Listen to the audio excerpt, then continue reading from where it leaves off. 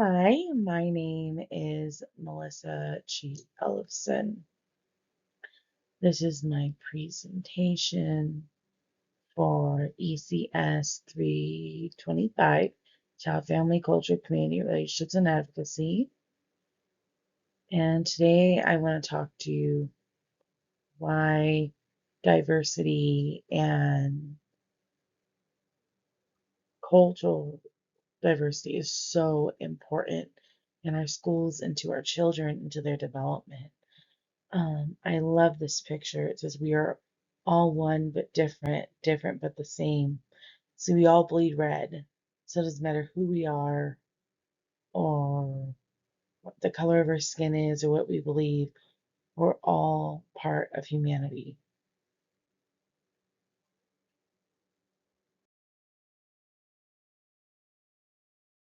So my first question to you guys is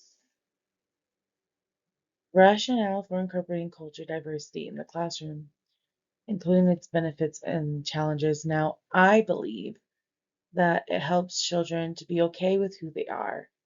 It gives them the confidence to be themselves and to be proud of who they are. You see, incorporating different cultures that your students have can be very influential in they're trying to figure out if they have, when you're trying to figure out if they have learning disabilities. Take, for example, in our class profile, we have Alessandra. She is an English language learner. For a child who is learning English, it is very hard for them to communicate because they're still learning all the English language. So you focus on their primary language and input English to help them become better. That's with labeling things in Spanish and English. For her, she spoke Spanish. So I would label my entire classroom in Spanish and English. And then because she's learning two different languages, it'd be hard for her to hear or understand her name. So I would label everything that's hers, and I would do this for all my students. I would label um, Alessandra's cubby, and so that way Alessandra would know, hey, this is my cubby, and eventually they start to recognize their name because what's theirs has their name on it. And it's really cool to see the developmental stages come forth by doing just little stuff like that. It makes a huge difference. Um,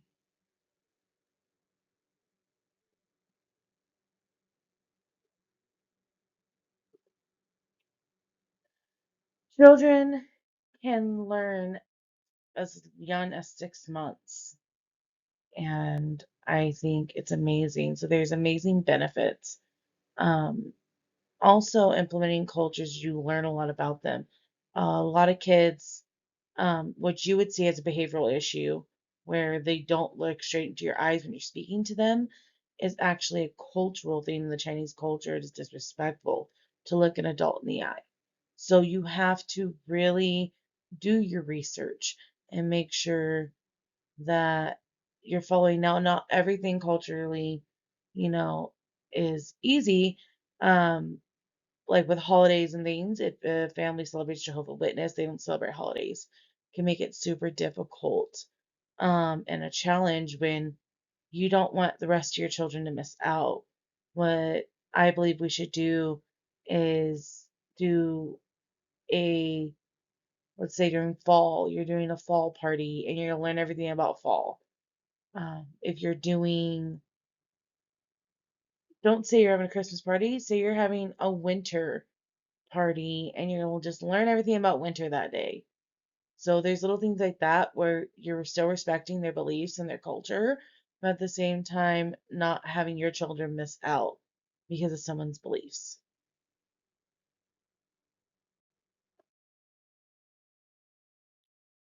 I love this slide. It's all are welcome here, and that's what our classroom should feel like. Our classroom should feel like all can be welcomed. Uh, how our second question is how to incorporate diversity and could affect students and their families and classrooms and other staffs.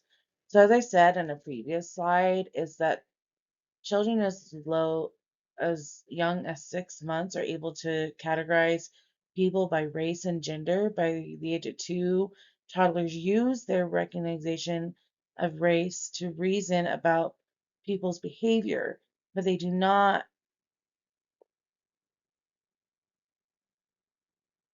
um, really,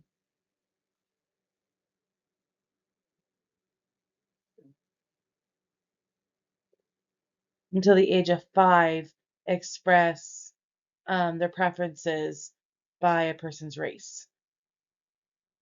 By ignoring children's attention to differences, we unintentionally contribute to the prejudice and stereotypes that they gather from society. Anti bias curriculum is, I believe, what should be used in our classrooms, and it is based on the belief in a system of justice and equality for all people, and I believe our students deserve that.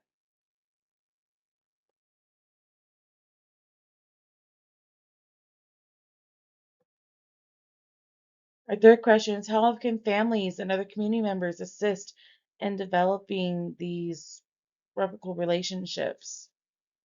Now, I believe that the way is you go above and beyond and go out in the community to figure out best ways. You could do like the PTA. Um, it is a great organization that helps schools celebrate their families, and it is amazing.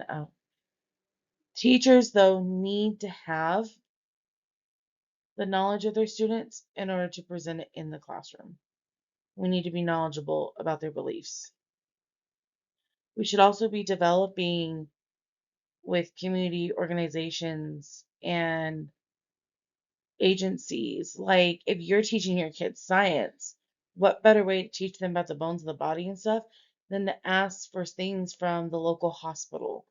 That is a way to bring the community in that can assist in making sure that we reach the community as a whole. And with that being done, you can also, if you're in areas that are low income, have different organizations come out and do health checks.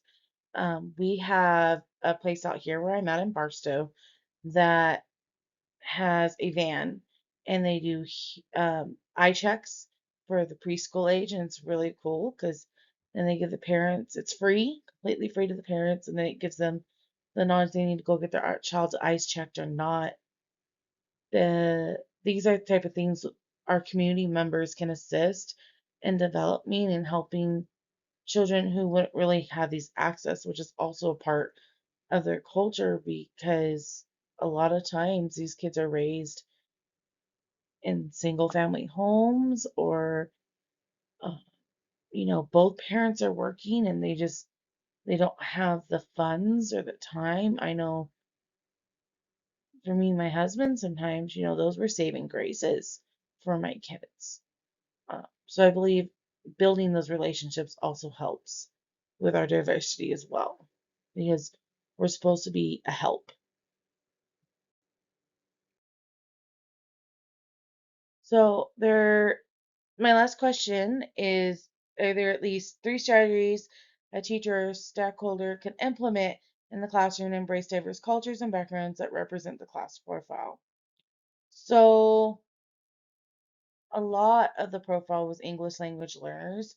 So a lot of things that you can do is maybe have a culture night where all the families bring a special dish and they get to talk a little bit about their culture and just everybody gets to learn something new and everybody gets to embrace each other.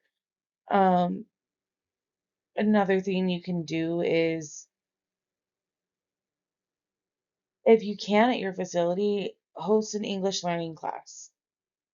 So that way the parents can also learn English along with their kids.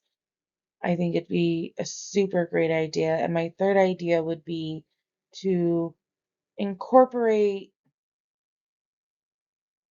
family nights and game nights or things like that to get to know the families and just get them involved in the school. Also, when you're doing like trunk or treats or things throughout the year, you can incorporate the community. That way, information get out there on things that could help, or maybe other places that believe the same way they do. So I appreciate you guys. I appreciate you listening to this, and I hope you have a blessed night.